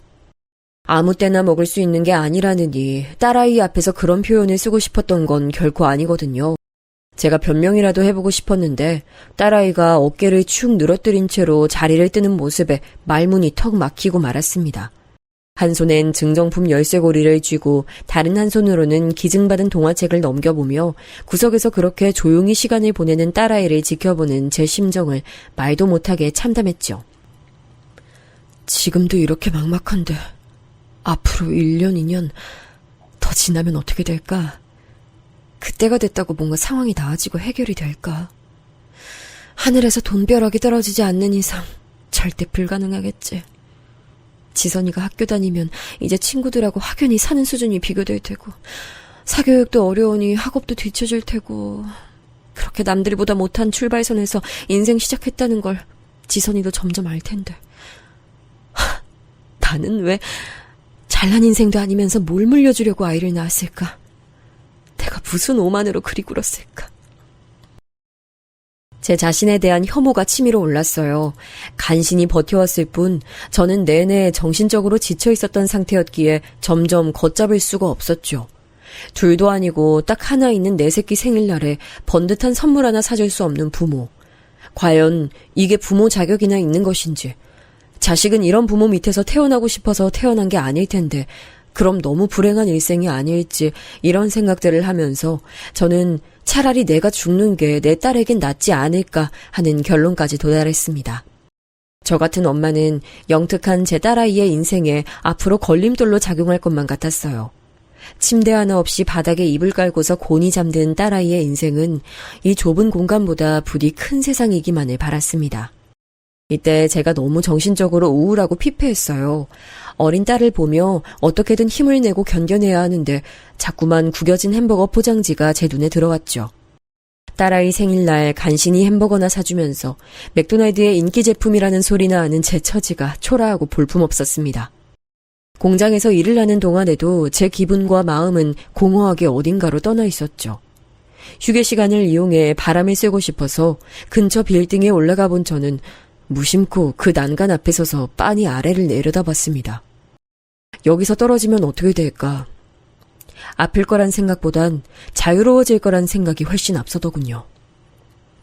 아, 이러면 안 되지 싶어서 얼른 발길을 돌렸었습니다만 저는 그 후로도 자꾸만 그 빌딩의 꼭대기를 오며 가며 올려다봤어요. 심적으로 기대고 의지할 데가 없어서 위태했던 그때 저는 시댁에서 연락을 받았습니다.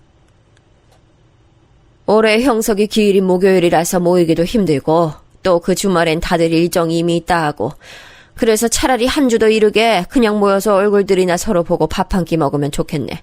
네 생각은 어때? 아, 저는 뭐 어머님께서 정하신 대로 하는 거죠. 연락을 무슨 일로 주셨나 했더니 오빠 기일 문제를 이렇게 미리 상의를 주시네요.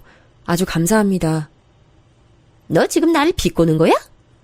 내 피 같은 자식 떠나보내고 힘들어도 너보다 100배 1000배로 힘든 게 바로 나야. 내가 너무 여태까지도 속이 문드러져서 아무것도 못하고 지금도 간신히 너한테 연락하는 건데 네가 그런 식으로 말을 하면 나는 뭐 어쩌라는 거야? 죽으라는 거야? 아니에요. 그런 거 아니고요. 무튼 알겠으니까 한 주 이르게 뵙는 걸로 저도 그렇게 할게요. 그때 봬요. 저는 지끈거리는 머리를 부여잡으며 전화를 끊었죠. 당장이라도 그만 살고 싶고 다 놓아버리고 싶은 마음만 가득했던 저였는데 대뜸 시어머니께서 발끈하시는 걸 들으니 정말 진절머리가 쳐지더라고요. 저는 며느리이고 어쨌든 피 한 방울 안 섞인 남이니까 그렇다 쳐도 당신 아들의 피를 이은 손녀는 궁금하지도 걱정되지도 않으신 모양인지. 이런 걸 따지고 싶은 게 본심이었지만 전부 관뒀네요. 어쨌든 제가 세상을 떠나기라도 하면 제 딸아이는 시어머니께서 키워주실 가능성이 높다고 저는 그 계산까지 했었어요. 시댁에는 동서라는 돈줄이 어쨌거나 있었기 때문에 제 친정보다야 현실적으로 사정이 나았으니까요. 저는 오랜만에 시댁으로 가는 김에 그때 동서를 본다면 대화를 잘 나눠봐야겠다는 생각을 했습니다. 개인주의가 강하고 성격도 별로인 동서지만 어리디 어린 자기 시조카를 어여삐 봐줘서 속으로 도와주고 싶다는 마음이 들지도 모르는 일이잖아요.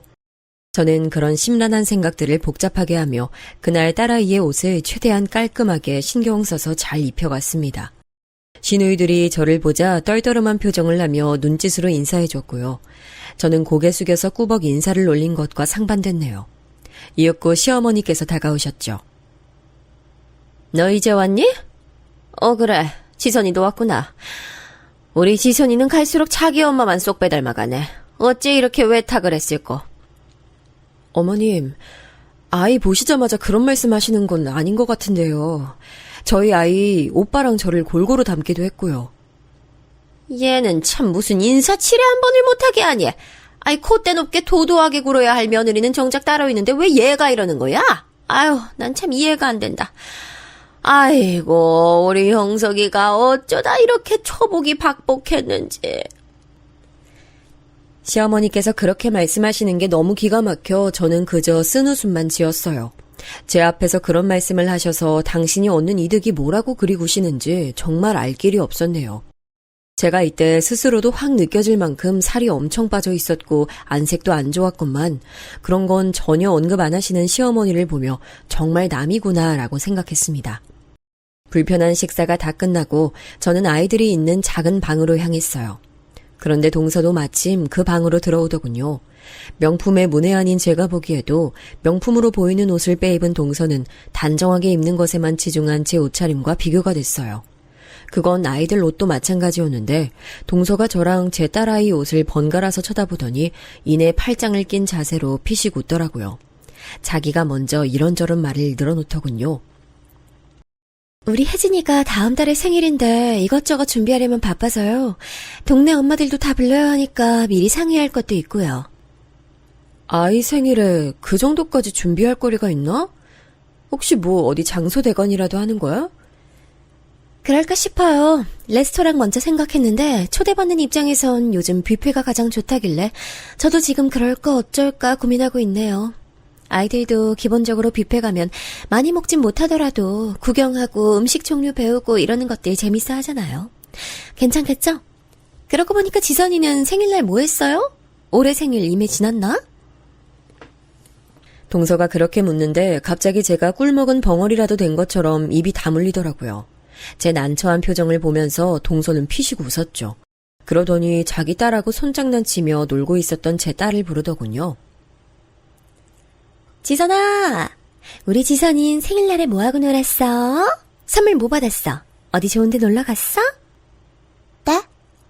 저는 그냥 햄버거요. 당황한 딸아이가 얼버무리듯이 그렇게 대답해버렸고 동서는 기가 막히다는 눈빛으로 그러면서 인매는 웃으며 저를 바라봤습니다. 불가항력적으로 저는 얼굴이 뜨거워지는 게 느껴졌어요. 애써 침착한 목소리를 내봤지만 동서는 코웃음 치더군요. 아, 햄버거를 워낙 좋아해서 그거 사줬어.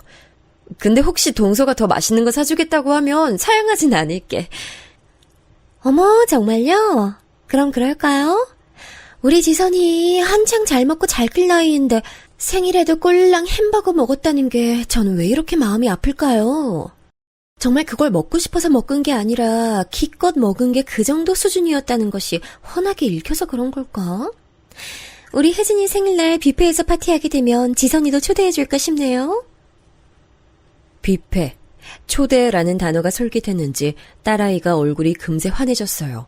그걸 보니 제 심장이 철렁 내려앉더군요.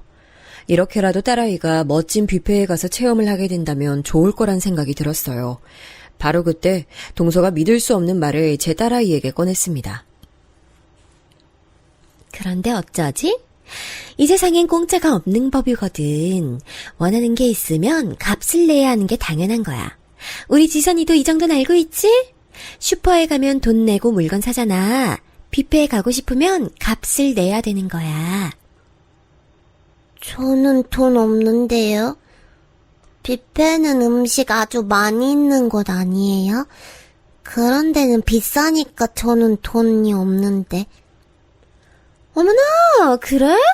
그럼 어떡할까? 춤이라도 출래? 우리 혜진이가 춤을 엄청 좋아하거든? TV 화면에 가수 무대 나오면 꼭 시선 고정한다니까? 지선이가 동생 위해서 춤 좀 춰봐. 잘 추는지 보고 나서 합격인지 불합격인지 알려줄게. 어? 뭐해? 얼른 일어나서 춤 안 추고. 지선아, 너 뷔페 안 가고 싶어? 이런 기회가 또 올 것 같아? 태어나서 그렇게 화가 난 적은 맹세코 처음이었습니다. 사람이 순간적으로 너무 화가 나면 뒷목이 저릿하고 눈앞이 어지럽다는 걸 그때 제가 경험했네요. 딸아이가 쭈뼛거리면서 자리에서 일어난 순간 저는 손으로 동서를 밀쳤습니다. 동서! 지금 뭐 하는 거야? 지금 나랑 아이를 조롱하는 거야? 집안에 돈 좀 있으면 다야? 그러면 사람을 이렇게 낮잡아보고 무시해도 돼? 어디서 지금 사람을 치고 난리예요? 기가 막혀. 싫은 소리 안 듣고 싶으시면 그따위로 살지 마셨어야죠. 가진 거 없고 이런 거 하나도 없는 인생 주제에 뭐가 떳떳하고 잘났다고 지금 저 밀치면서 눈알 부라려? 동서, 입 조심해.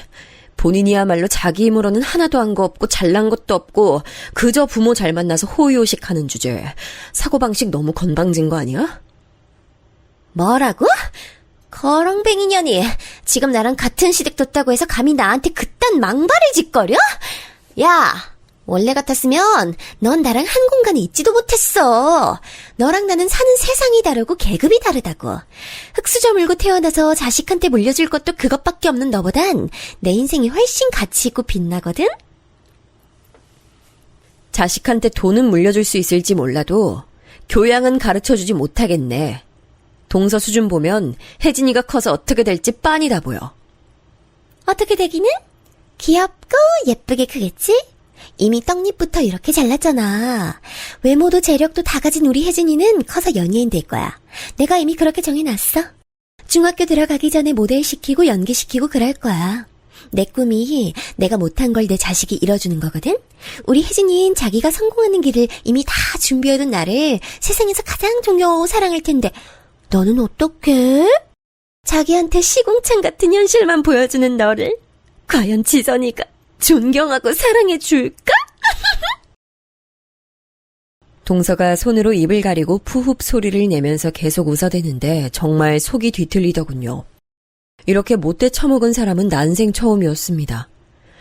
제가 더 이상 참을 수 없어서 동서의 뺨을 한 대 날리려 했는데 바로 그때 제 딸아이가 울기 시작했어요. 저는 그제서야 앞불싸 싶었습니다. 이 추잡한 언쟁을 딸아이가 바로 옆에서 다 보고 있었으니까요. 그걸 어떻게 제가 잠시 망각하고 감정만 앞서서 동서와 다툴 수 있었는지 그 내용을 다 들었을 텐데 정말 억장이 무너져서 딸아이 앞에 무릎을 접어 앉았습니다. 딸아이는 엉엉 우는 소리를 내며 연신 눈물을 뚝뚝 흘리고 있었고요. 그때 울음소리에 시댁 식구들이 다 몰려들었어요. 이게 무슨 일이냐는 듯 다들 궁금한 표정들을 짓고 있길래 제가 그랬습니다. 동서가 저희 지선이 보고 혜진이 생일에 뷔페 가고 싶으면 춤을 춰보래요. 제가 너무 화가 나서 동서랑 다투는 바람에 저희 지선이가 많이 놀랐나 봐요. 참담한 목소리로 그렇게 말했을 땐 동서의 만행을 알리고자 하는 의도가 담겨 있었기 때문에 그랬어요. 하지만 일동 침묵을 지키며 난감한 표정만 지을 뿐 아무도 동서를 나무라지 않더군요. 신용이나마 그렇게 하는 사람이 없었습니다. 어이가 없어서 서방님 쪽을 쳐다봤어요. 이건 정말 너무한 거라고 그렇게 생각하지 않으세요?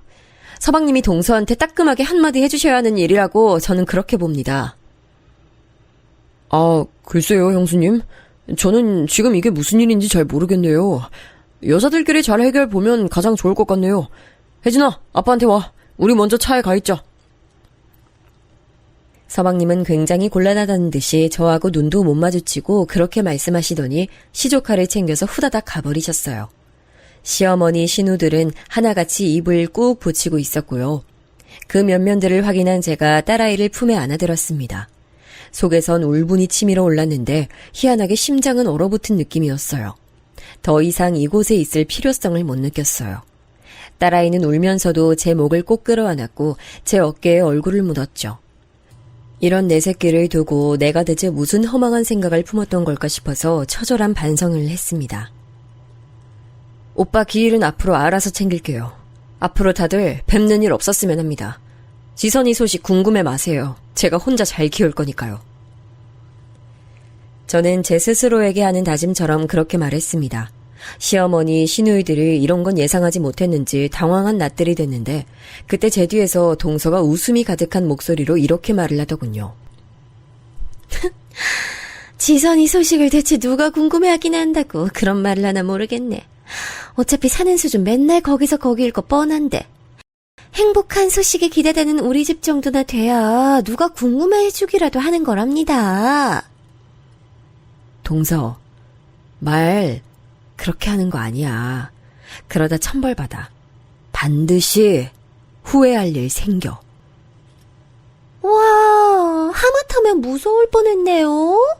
근데 어쩌죠? 형님처럼 쥐뿔 뭣도 없는 사람이 그러니까 전혀 안 무서운데요?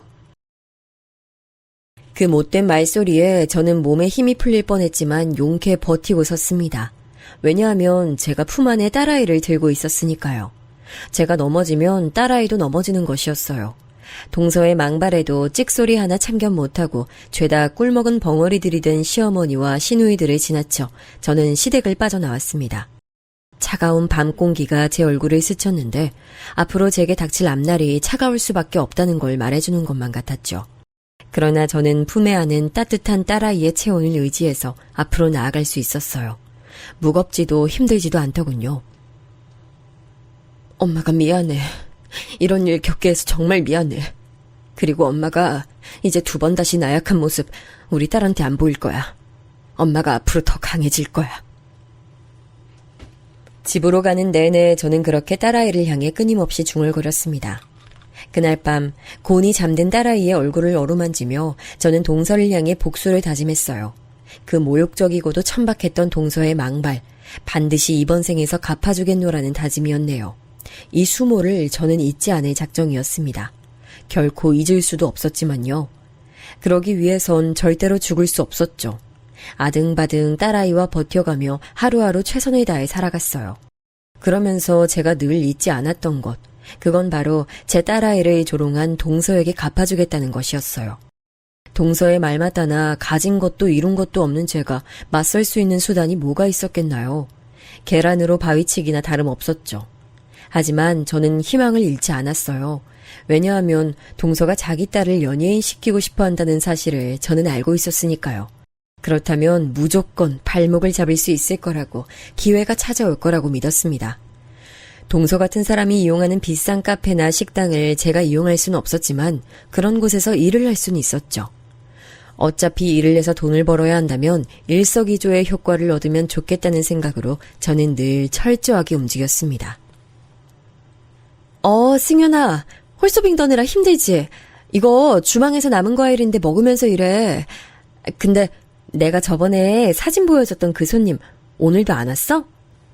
아니요? 오늘 왔어요. 와, 근데 언니 말대로 그 손님 엄청 싸가지 없던데요? 갑질 장난 아니에요. 누가 보면 재벌이라도 되는 줄 알겠어요. 그래? 서빙하는 너네한테 갑질을 부렸다는 거지? 무슨 일인지 나한테 자세하게 상황 설명 좀 해줄 수 있을까? 주방일, 정원관리 등 보이지 않는 뒷면의 파트에서 저는 일을 했지만 눈과 귀는 바깥에 뒀어요. 외모 컴플렉스, 낮은 자존감을 속 안에 두고 있는 동서는 어딜 가든 여유롭고 매끈한 대처를 하며 지내지 못했죠. 그래서 항상 부스러기를 흘리고 다녔어요. 꼬투리를 잡힐 만한 여지를 늘 두면서 살았다는 것이었죠. 저는 일을 하며 돈을 버는 동안 동서가 남기고 다니는 그런 것들을 족족 다 수집하며 기록했고요. 제 딸아이는 학교 생활을 시작하면서 부쩍 차분해졌으며 공부에 몰두하는 아이가 됐어요. 엄마, 학교에서 선생님이 그러셨는데 공부를 열심히 잘하면 어디로든 갈 수 있는 사다리가 생긴대. 그걸 타면 원하는 곳으로 건너갈 수 있대. 난 그게 무슨 말인지 이해는 못했지만 공부를 꼭 열심히 해야겠다는 것만은 알겠더라고. 엄마, 나 공부 열심히 잘할 거니까 앞으로 지켜봐줘. 우리 딸, 누가 보면 다 큰 어른인 줄 알겠어. 누가 이렇게 일찍 처리될래? 이러면 엄마가 고맙고 미안하잖아. 엄마는 미안하다는 소리 좀 그만해. 엄마가 나 위해서 맨날 돈 벌러 나가는 거 그걸로도 난 진짜 엄마한테 고마워. 내가 꼭 성공해서 엄마 호강시켜줄 거야. 어떻게 이게 어린 나이에 딸아이 입에서 나온 내용이 될 수 있었을까요? 환경 때문에 일찍 철이 들어버린 것 같아서 너무 짠하기도 했어요. 기특한 마음보다는 애잔한 마음이 컸네요.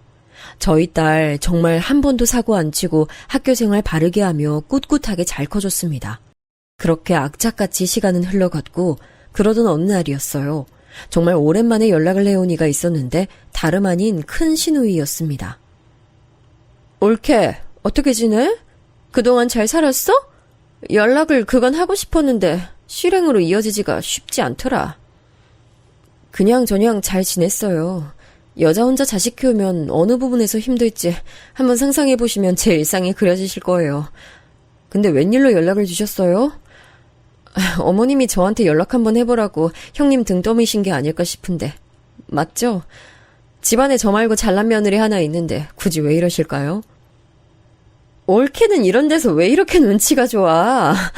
그래, 맞아. 엄마가 자꾸 올케한테 연락 좀 해보라고, 어떻게 사는지 들어보라고 하도 그래서 내가 전화했어. 그 잘난 며느리 얘긴 하지도 마. 그 싸가지 밥 말아먹은 것 때문에 우리도 학을 뗐지. 이미 꽤 됐어. 원래 싸가지 밥 말아먹은 인물인 것 정도는 다들 알고 계셨잖아요. 근데 새삼 그러세요. 콩고물이라도 떨어져야 그 싸가지를 참아주든 말든 하지. 자기가 번 건 없고 모든 게 지 부모 돈이니까 자긴 함부로 돈 크게 쓰지 못한다나 뭐라나. 맨날 그 소리만 해대면서 우리한테 절대 돈 안 쓰더라. 참아주는 것도 정도가 있지. 우릴 완전 개밥 그릇으로 보고 점점 막 나가니까 우리도 짜증이 확 나서 작년부터 아예 안 봐. 민석이도 지 와이프 등살에 맨날 눌리고 사니까 영 사는 맛이 안 난대. 스트레스 너무 심해서 면역질환 걸리고 얼마 전부터 병원 다닌다는데 이러다 이혼하는 거 아닌가 몰라. 큰 시누이가 그간 속에 담아둔 게 많았는지 제게 장장 40분에 걸쳐서 동서욕을 그렇게나 해대더군요. 이야기를 들어보니 서방님도 진작 이혼을 하고 싶어 하시게 됐지만 아무래도 자식이 있다 보니 그게 걸려 꾹 참으며 버티시는 중인 듯 싶었어요.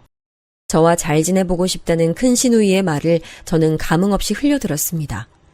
가해자가 아니라고 해서 방관자가 쉽게 용서되는 법은 아니라잖아요. 딱 그런 이치더라고요. 막되먹은 동서 앞에서 납작 엎드리고 자기한테 이익될 거 있을까 싶어 눈치만 살살 보던 시누이들의 모습, 저는 여전히 잊지 않고 있었죠. 그래서 마음은 못 열었지만 시어머니께서 저희 모녀 근황을 너무 궁금해하고 계시다길래 저하고 딸아이가 같이 찍은 사진 몇 장만 전송해드렸네요. 그렇게 시댁에 인연만 다시 붙여놓은 상태로 지내던 어느 날이었어요. 큰 신우가 엄청난 소식을 물어다 줬습니다.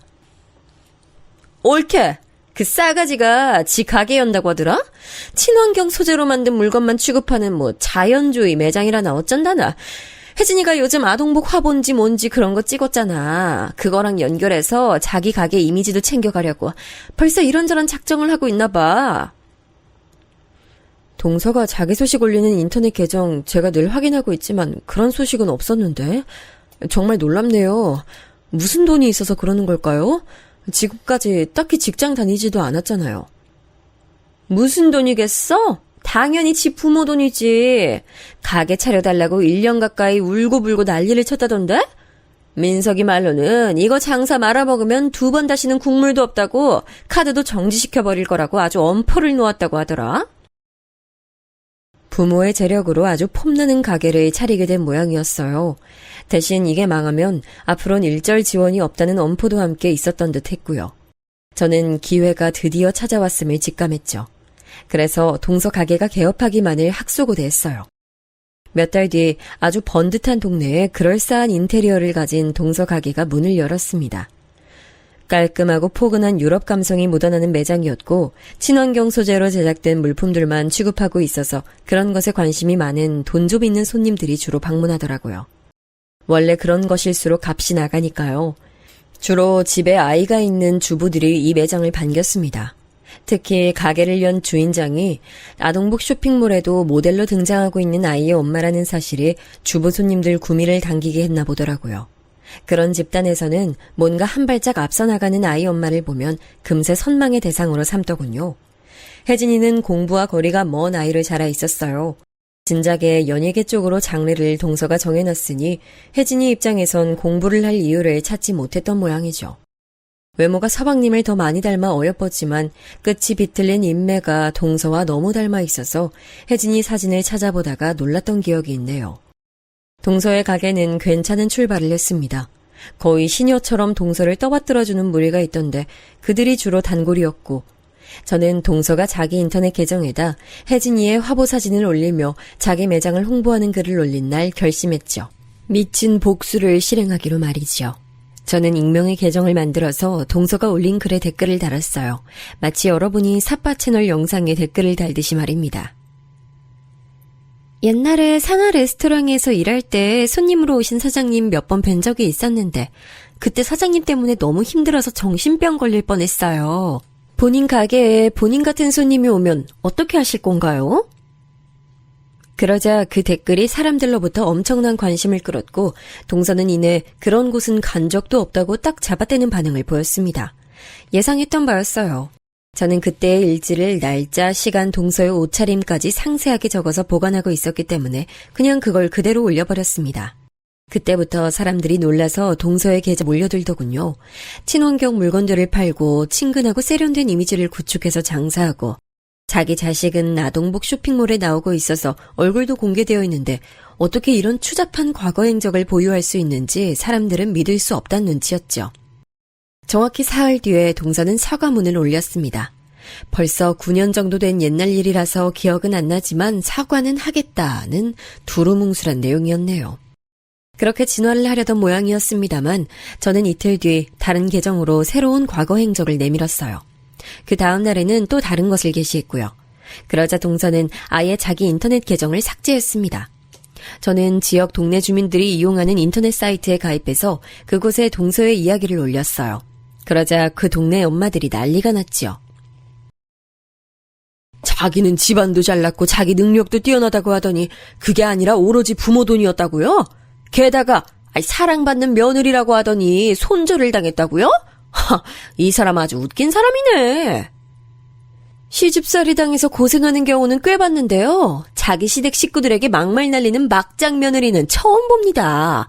자기 형님 되는 사람에겐 그딴 저급한 막말까지 했었다니 정말 질이 나쁜 종자네요. 이런 사람이 아는 가게? 저는 안 가렵니다. 어쩜 이렇게 무례한 언행만 일삼으며 살아왔을 수가 있죠? 이런 못된 여자가 키운 딸도 보전 여자는 아닐까요? 굳이 잘되게 도와주고 싶지 않아요. 이 여자 딸이 모델로 있다는 쇼핑몰, 저는 오늘부터 이용 안 할 거고 주변에도 소문 다 낼 거예요. 그 딸이 곧 중학교 들어간다던데 어디로 배정받았을까요? 무조건 피하고 싶네요. 이런 사건에 큰 관심을 가지는 집단이 바로 아이 엄마들 같더라고요. 엄청난 반응이 쏟아졌고 제가 얼마 뒤에 확인해보니까 아동복 쇼핑몰 사진에서 혜진이가 빠졌더라고요. 그리고 저는 모르는 번호로 연락이 와서 고민하다가 받아봤는데 동서였어요. 야, 너지? 이거 네 짓이지? 내가 암만 생각해도 너밖에 없어. 이딴 무서운 짓을 벌여? 너 정말 미쳤구나. 무슨 말을 하는 건지 전혀 모르겠는데? 목소리를 들어본 게 지금 얼마만이더라? 거의 10년 됐지? 강산도 변하는 세월인데 내가 너 같은 걸 신경이나 쓰고 살았을까? 난 우리 지선이 일로 바빠. 내일은 마침 또 발명품 대회 시상식 하는 날이네. 우리 지선이가 대상이야. 지난달에는 글짓기 100일장에서도 대상 받았는데 과목을 안 가리고 너무 다 잘해서 탈이지 뭐야? 혜진이는 잘 지내지? 우리 지선이만큼 전교 1등은 아니더라도 반에서 1등 정도는 하면서 살겠지? 갑자기 애 얘기는 왜 꺼내? 사람 복장 터지게 하고 싶어서 환장했니? 짜증나게 진짜. 그러더니 전화를 끊더라고요. 저는 후련한 심정으로 그날 딱 아이하고 외식했습니다. 너무 기분이 상쾌하더군요. 악착같이 동서의 흔적을 좇으며 살아온 보람이 있었어요. 불과 2달 뒤에 동서의 가게는 문을 닫았습니다. 장사가 안 되는 건 둘째치고 비난이 들끓으니 본인이 힘들었나 봐요. 그리고 서방님으로부터 이혼 소송을 당했죠. 소송 거신 걸 보면 서방님도 괴로웠던 많은 근거가 있었나 보더라고요. 근데 동서네 집안이 작은이들이 보기에도 동서가 영 안 될 인물이라 여긴 건지 그 소송에서 서방님에게 힘을 실어줬어요. 결과적으로 이혼했고 서방님은 집이며 재산 반까지 챙겼고요. 동서는 혜진이와 함께 자기 친정에 들어가 살게 됐습니다. 자기 부모는 물론 조부모까지 함께 있는 그 집으로요. 저는 오랜만에 마주한 시어머니로부터 그 얘기를 들었답니다. 그것이 아주 죽을 맛이라고 악다구니 쓰고 거품 물면서 눈까지 뒤집으면서 그 집 안 들어가겠다고 난리를 쳤대. 민석이 붙잡고서 다시 잘해보자고 그 앞에서 무릎까지 꿇고 울었다는데 우리 민석이가 미쳤나? 거기에 넘어가게. 꼼짝도 안 했지. 아이고 망할 싸가지. 이제 카드 한 장 없이 그 집에서 자기 조부모 수발 들면서 살게 됐다는데 이 세상에 인과응보는 있는 거구나 싶네. 근데 어머님께선 굳이 왜 저를 따로 보자고 하셨어요? 그게 내가 세월 지나보니까 우리 형석이한테 참 부족한 엄마였다는 생각 들고 너하고 지선이한테도 내가 너무 모나게 굴었었구나 싶고 이래저래 마음이 복잡하더라. 민석이가 자기 처자식하고 살던 집 그거 처분하면 나랑 살겠다고 여기 들어온다는데 처분한 돈은 너한테 줄까 해. 그걸로 지선이 대학도 보내고 시집도 보내고 그렇게 해. 여차하면 너도 새로 짝을 찾든지. 상상도 못한 이야기라 벙쪄 있었어요. 무척 진심이신지 시어머니께서는 씁쓸한 낯으로 진솔한 눈빛을 하고 계셨죠. 시누이들도 동의한 내용이더라고요. 제가 10년간이나 재혼을 안 하고 누굴 만나지도 않고 그저 딸아이만 보며 살아온 게 시댁 식구들에게는 많은 인상을 남겼나 봐요. 서방님은 부잣집 여자와의 힘든 결혼 생활 뒤에 남은 그 재산의 반절 이상 되는 것을 제게 넘겨주셨어요. 아무런 미련 한 톨 보이지 않으셨기에 제가 차마 만류할 엄두조차 안 나더라고요. 그 정도였네요. 당시에는 사실 너무 얼떨떨한 채로 그 과정을 지나왔는데 상황이 끝나고 나니까 그제서야 실감이 났죠. 저희 모녀에게 이제 돈 걱정이란 없는 거였어요. 영특한 딸아이 덕분에 저는 돈 관리도 걱정 없이 하면서 지내왔고요. 공부를 무척 열심히 잘하는 딸아이지만 다른 하고 싶은 꿈이 생기면 언제든 그걸 향해 달려가라고 저는 조언합니다.